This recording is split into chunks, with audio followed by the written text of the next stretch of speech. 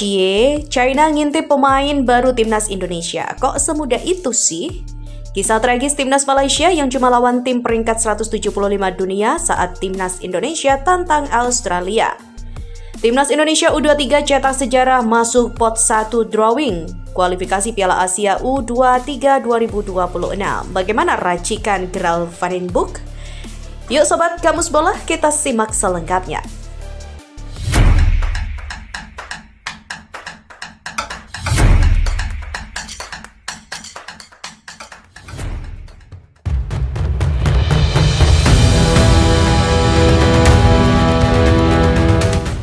Media asal China mengingatkan timnas mereka untuk terus memantau dan waspada terhadap rencana timnas Indonesia dalam menambah pemain naturalisasi.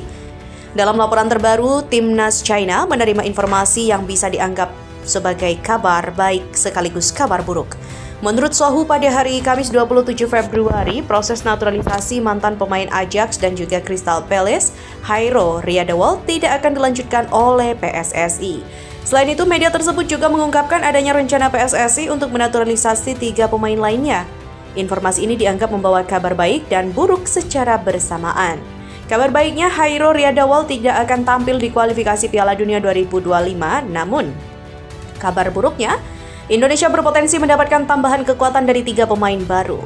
Menurut pemberitaan media di Indonesia, proses naturalisasi Jairo Riedewald di timnas Indonesia tertunda karena belum terselesaikannya permasalahan hukum dengan FIFA. Gelandang berusia 28 tahun yang saat ini bermain untuk Antwerp di Belgia itu belum menyelesaikan semua dokumen yang diperlukan, tulis Sohu.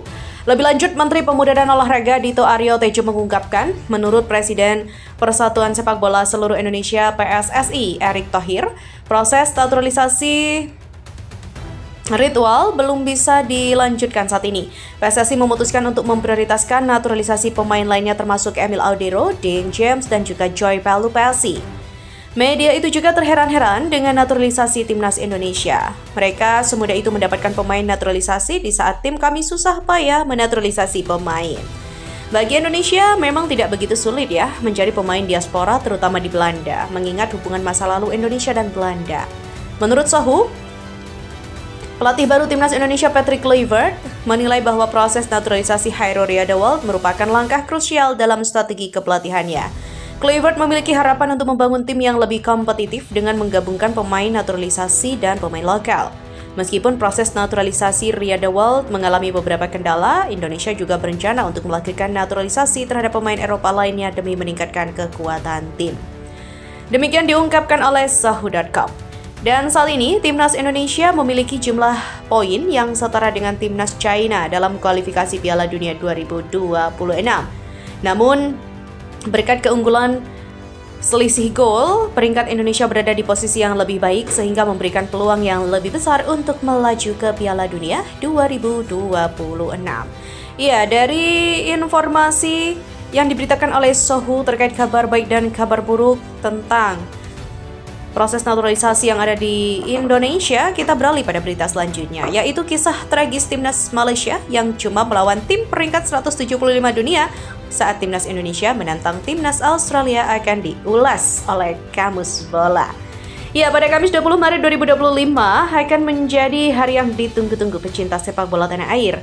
Di hari itu, timnas Indonesia akan menghadapi Australia di lanjutan grup C kualifikasi Piala Dunia 2026 zona Asia yang dilangsungkan di Sydney Football Stadium. Jika ingin menjaga peluang lolos Piala Dunia 2026, timnas Indonesia pantang kalah di laga ini, di mana timnas Indonesia minimal wajib membawa pulang 1 angka dari lawatan ke markas skuad Socceroos. Meski secara ranking FIFA berbeda jauh 26 milik Australia berbanding 130 milik timnas Indonesia, ada peluang skuad Garuda mengejutkan Australia, di mana skuad asuhan Patrick Kluivert berpotensi mengalahkan timnas Australia berdasarkan materi pemain yang dimiliki. Selain nama-nama yang sudah ada, timnas Indonesia ketambahan 4 pemain keturunan pada Maret 2025. Sebanyak 4 pemain yang dimaksud adalah Ole Romeni, Dean James, Joy Pelupessy, dan Emil Audero. Ole Romeni akan mengisi kekosongan posisi yang ditinggalkan Ragnar Uratmangun karena akumulasi kartu. Dean James bisa didorong agak ke depan untuk menjadi winger atau gelandang kiri. Untuk Joy Pelupessy, pemain 31 tahun ini merupakan tandem ideal bagi Tom Hai di lini sentral. Lalu bagaimana dengan Emil Audero? Ya, kiper berusia 27 tahun ini adalah pesaing sepadan bagi kiper utama timnas Indonesia saat ini, Martin Paes.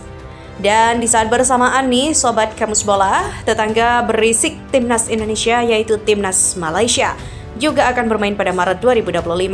Skuad Harimau Malaya, julukan timnas Malaysia, akan menghadapi tim peringkat 175 dunia yaitu Nepal di laga pertama grup F babak ketiga kualifikasi Piala Asia 2027. Timnas Malaysia tergabung di grup D babak ketiga kualifikasi Piala Asia 2027 bersama Vietnam, Nepal, dan Laos. Masing-masing tim dijadwalkan melakoni 6 pertandingan. Nantinya hanya juara grup yang lolos ke Piala Asia 2027.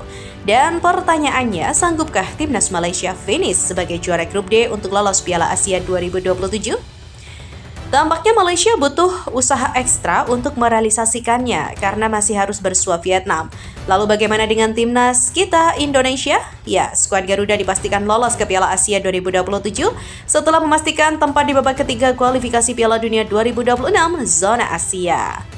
Oke, kita beralih pada pembahasan selanjutnya. Timnas Indonesia U23 mencetak sejarah di kualifikasi Piala Asia U23.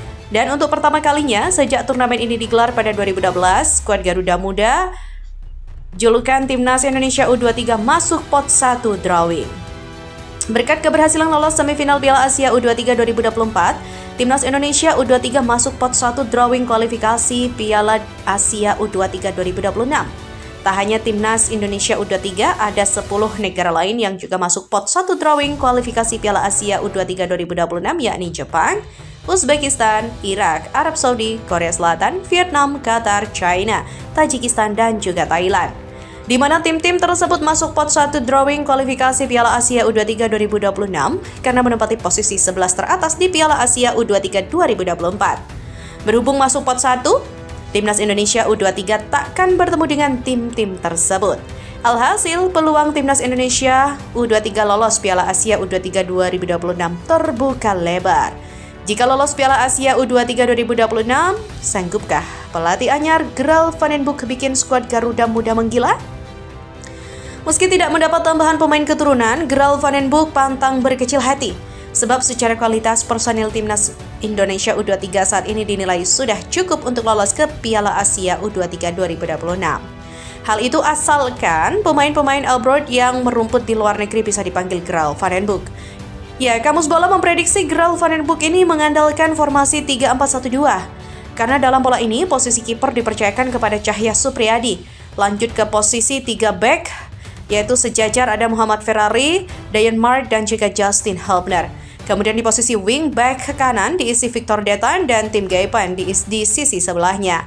Untuk dua gelandang sentral ada Arhan Fikri dan juga Ivar Jenner bisa menjadi pilihan. Sementara Marcelino Ferdinand nantinya diperankan sebagai playmaker menyokong duet kembar atas nama Hoki Caraga dan Rafael Struijk. Jadi sanggup lolos ke Piala Asia U23 2026 Timnas Indonesia U23? Tentu menarik sekali untuk kita nantikan bersama.